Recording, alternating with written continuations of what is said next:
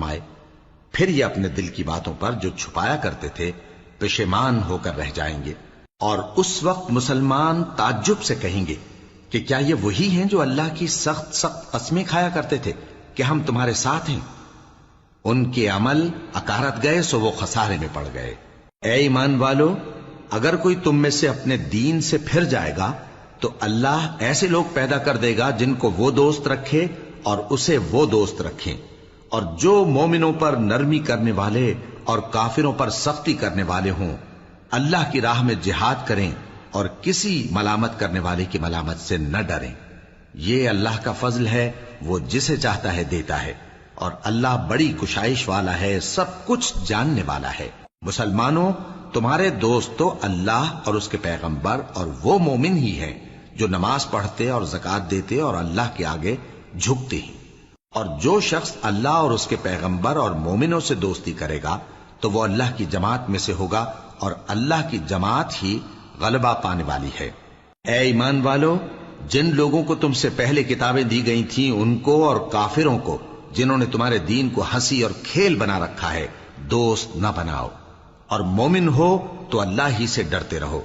और जब तुम लोग नमाज के लिए अजान देते हो तो ये उसे भी हंसी और खेल बनाते हैं, ये इसलिए कि समझ नहीं रखते।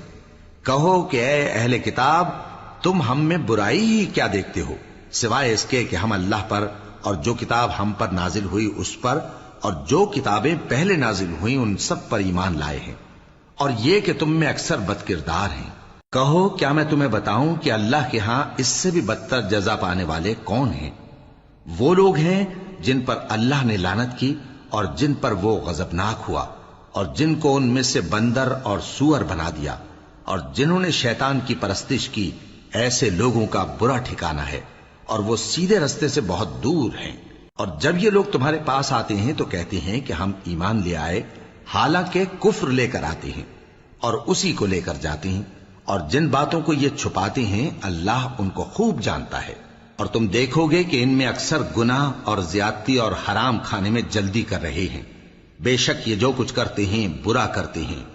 भला इनके मशाइख और उलमा इन्हें गुनाह की बातें कहने और हराम खाने से मना क्यों नहीं करते? बिलाशुबा वो भी बुरा करते हैं।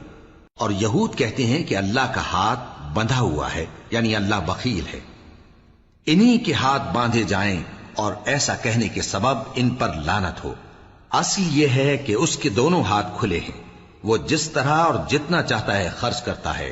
और ए नबी, ये किताब जो तुम्हारे परवरदिगार की तरफ से तुम पर नाजिल हुई, इससे इनमें से अक्सर की